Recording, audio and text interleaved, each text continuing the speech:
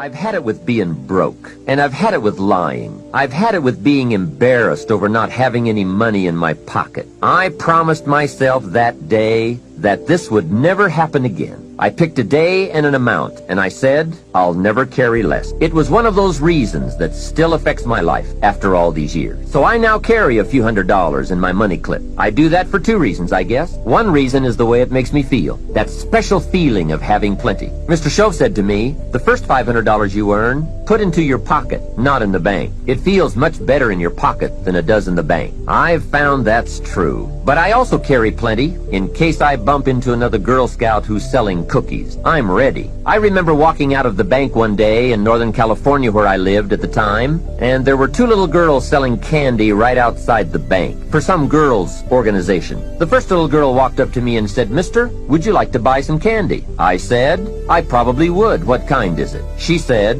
it's almond roca. I said, that's my favorite. She said, wonderful. I asked, how much is it? She said, it's only $2. I thought, it couldn't be. Still $2 after all these years? I couldn't help remembering the Girl Scout and the cookies. I said, how many boxes of that candy have you got? She said, I've got 5. And the other little girl standing there, she was selling candy too. I asked, how many boxes do you have? She said, I've got 4. I said, that's 9. I'll take them all. They said, really? I said, yes. I've got some friends, so I'll pass some around. They got so excited, put all this candy together. I reached into my pocket and gave them $18. Now, when I've got the candy and they've got the money, that first little girl looks up and says, Mister, you are really something. How about that? Can you imagine only spending $18 and having someone look at you in the face and say, you are really something? Now you know why I carry heavy. I'm not going to miss those chances anymore. It was a small goal, just a few $100s, but it had a big effect on my life. I have a dear friend, Robert Depew. Bobby used to be a school teacher in Lindsay, California, the olive capital. After he taught school for several years, he became a little weary of teaching and decided to get into sales. One day, without telling anyone, he quit his teaching job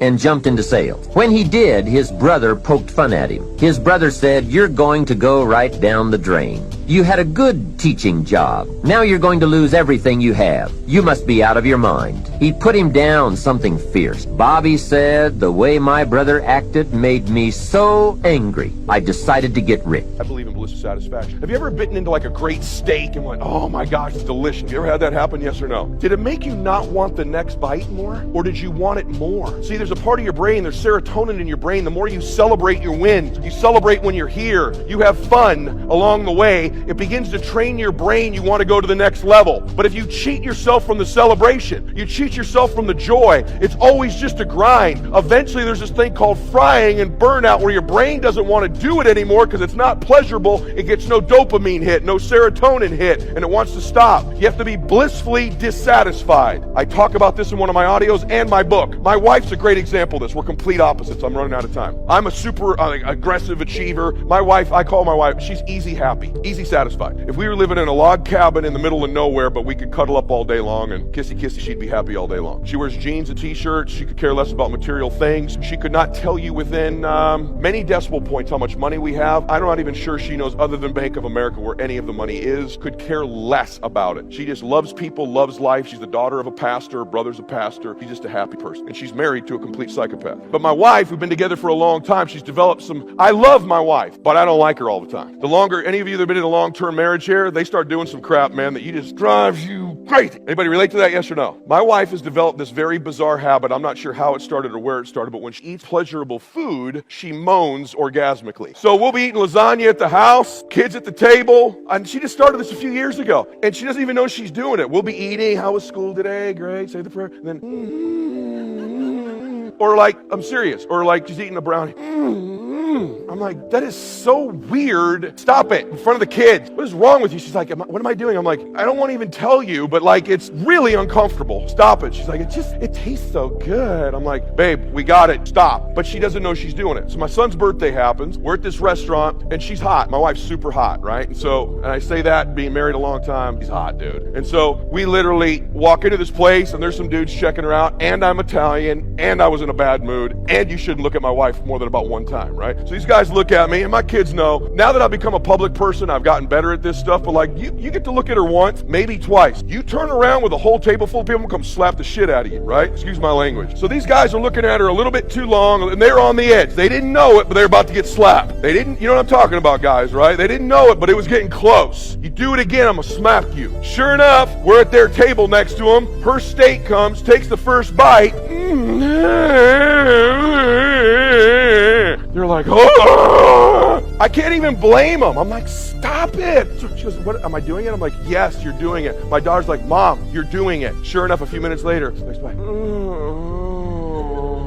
I'm like, this is embarrassing as hell. I can't even go slap these guys. These dudes are literally losing their minds, right? So we leave the dinner, we get home, we're getting ready to do what married people do after a night out. She's in the bed, and I go, hey, you know what I'm gonna do? I'm gonna go upstairs and grab a steak. And I'm throwing this thing in his bed with us, because I've never heard you make these kind of noises before. So we're throwing this steak in the mix, right? She's like, and she literally says to me, she goes, it's just so blissful. And I'm like, that's a training, because I'm dissatisfied and you're blissful. And I'm gonna tell you something. There's a lot of validity. You need to learn to be in bliss as you're dissatisfied. That bliss will cause you to want to take next bite, next haul, next finance. At that same dinner, my daughter said to me, hey, Dad. My daughter's pretty, like, she's like me. My son's a sweetie like his mom. My daughter goes, hey, Dad, what's up with the midlife crisis? She saw the video. I go, midlife crisis? What are you talking about? She goes, come on, social media, you're growing the beard out, the tight t-shirts. You're going through a midlife crisis. And I go, you know what? You're right. I am. Here's what you don't know. I was going through a young life crisis. When Daddy was 20 years old, I was going through a crisis to get to the next level at 21. I was going through a crisis when I was 28 to be better at 29. I was in a crisis when I was 35 to be a better version of me at 36. And guess what, boo? When Daddy's 55, I'll be in another crisis before I get to 56. And that's a fact. Anybody that knows me, if you want to adopt one of my personality traits, I'm in a crisis to get to the next level. So what do you do when you're a doctor and you can't check in your own hospital? What do you do when you're walking around acting like you can't catch the flu? You don't get tired. You don't get burnt out. You don't have mood swings. You and her don't have an argument. Your kids are perfect. You phony. That's a lie. You can't raise perfect kids. It don't happen. You don't have perfect relationships. It don't happen. My teeth bite my tongue sometimes. They're in the same head.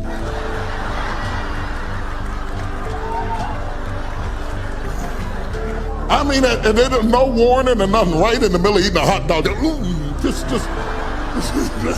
dang. Next time y'all gonna argue, would you send out a memo or something? Because y'all are supposed to be in agreement, bless God. We're supposed to be in agreement. We're supposed to touch and agree on this hot dog. And put all that to the side. That's the silent. Let me say something about something else. I'm almost finished. But here's the interesting thing. Separate and apart from everything that Elijah is going through, God is preparing Elisha to be a support to the man of God. Now, it's going on while Elisha is plowing. Elisha is plowing, the son of a wealthy family, an heir to become the heir apparent to a family that is wealthy enough to have a field to plow and at least 12 yoke of oxen. Meant that they were affluent people. This boy was being groomed to take over a major organization, and all he had to do was keep plowing. But while he's plowing behind the ox, he's frustrated because he has the sneaking, nagging feeling that there is something he's supposed to do with his life that he's not doing. And I don't care how much people pay you. I don't care if you get the corner office at the top of a corporate building. When there's something else that you're supposed to be doing, you're not happy doing it. You're only happy when you found your spot and you're in your place and you're doing your thing. That brings fulfillment and gratification. When you're doing the thing you were born to do, bless God. You don't do it for the money. The money just comes behind the purpose. Provision comes to purpose. The provision cannot be the purpose. You'll never be happy because you make a lot of money. All money does is make you more of what you were already. If you're lustful broke, you can do it better with money. That's the truth. If you're hateful broke, you get money, you can be hateful better. People scared to say anything back to you. Money just makes you bigger at what you were before.